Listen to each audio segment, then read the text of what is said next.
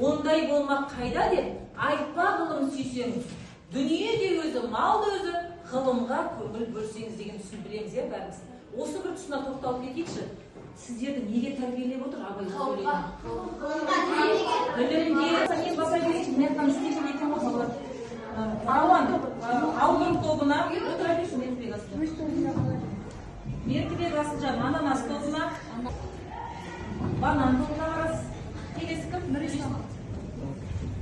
Жолдыбек Нұрислам. Алма тобы. Менің тапсырмаларымды орындауға дайынсыңдар ма? Олай болса, бастайық.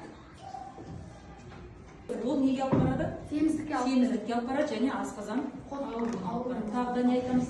Және де қол жуып тамақтанып жүреді. Дұрыс. Тағы да қандай қағидасы? Күндегі бірге дегеніміз не болады? Септемдік шылау. Тамаша. Келесі. Егер де жалғаулықтар шылаудың қай түріне жатады? Егер де ертеңаз арқылы жасалады екен.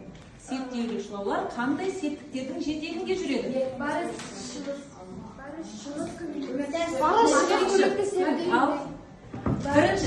барыс, шығыс, көмекші. Төртіншісі атау септік тұлғасында. Атау септікке мысалы отан үшін отанға сұрақ қойыңдаршы.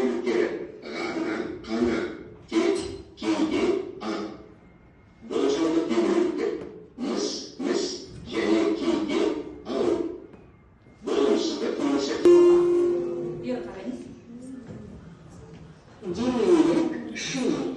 Олардың қызметі емдес іштеріндегі шылаулар. Балалар, демейлік шылауы деген не? Соған тоқталайық. Жақсылап көңілге тапсайық. Айттым, бүгінгі сабақты тек қана қараға толып кетті. Немесе болжамдық демейліктер мыс-мыс. Ежелде Абылай ханның екі ұлы болыпты-мыс десем, бұл жердегі мыс-мыс болжамдық демеуліктері дете сарсылып жазылады екен, яғни болжамдық мағынада. Нені зерттейінші сабағымыз арқылы жалғаспай тұрғанда. Мынау 10 балдық жүйемен бүгін сіз 45 минутқа ашық сабақта өзіңізді қаншаға бағалайсыз. Сол бойынша сабақтың соңында осы өзін-өзі бағалау әдісімен бүгінгі сабақта өзіңізді қаншаға бағалағаныңызды таныстырып шығасыздар, жарай ма? Мен беріп өтейін сіздерге. Жақсы балалар, ондай болса, негізгі қызметі қандай екен? Ал кім қол көтереді, мен қарап отырайын. Бірінші кім жауап береді екен? Ал Арсен бірінші көтерді. Сөздерді байланыстырады. Байланыстырамайды. Сөздер. Екінші көтерді. Сөйлесе қосымша мағына үстейік дейді. Ой, жаңа үстін бастадым ғой. Жарай, келесі сұрақ. Қай сөз демеулік шылауға жатады? Қана. Жаттығу жасаймын. Тамақ әзірлеп келер болсақ, көкөніс жеймін, шай ішемін, нан, май, шұжық жемеймін. Түсте қазы, сорпа, тағы да көкөніс, кешкісін жеміс-жидек, көбіне алма дейтіні ұнады. Біз бұдан академик Шармановтың сұхбатынан жаттығу жасап бассейнге шомылғаны өте пайдалы. Тамақты көбінесе пайдалы тағамдар жегені ұнады. Шұжық көп жемеймін дегені өте дұрыс. Дұрыс. Сіздер де солай ұстанамыз ба? Жоқ, негізінде сол сөйлемді алдыңыздар. Ол бала кезінен қалыптасқан дағды асқан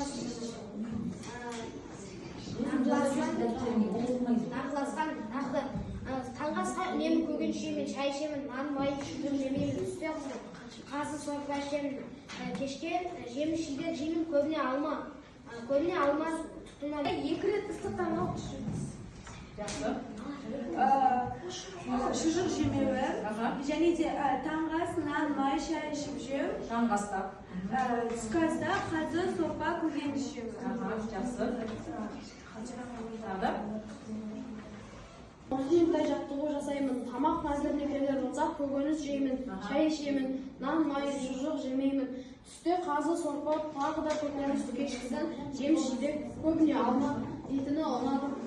Біз бұдан академик Шармановтың сұхбатынан жаттығу жасап бассейнге шомылғаны өте пайдалы. Тамақты көбінесе пайдалы тағамдар жегені ұнады.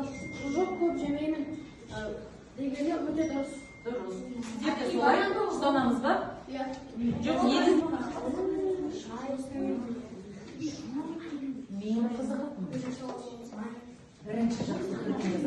қандай жалға тәуелдік бар сіздер айтатын жерде не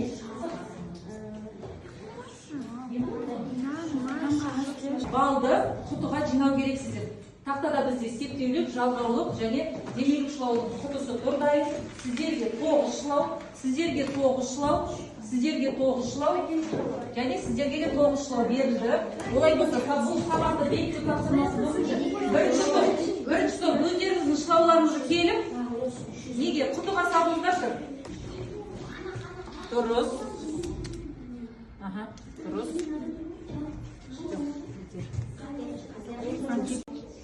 Дұрыс. Және қандай сөз? Түгел дұрыс. Соңғысы жылдарға дұрыс. Дұрыс. Келесі дұрыс. Дұрыс. Өте дұрыс. Тамаша. Қайсысында қате, бір қатеге кетті. Жоқ, саласал енді. Саласал бір қатеге кетті. Жарайды. Бәрі бір қате болсын. Келесі жылдарға дұрыс. Тамаша. Қоя тұрасыз, бірге шығасыз топпен. Кәні. Дұрыс. Және соңғысы қақта тұрады.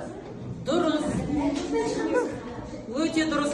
Яғни бүгінгі сабақта өзі 9 қабағын Арсен 10 қабағын алып келесі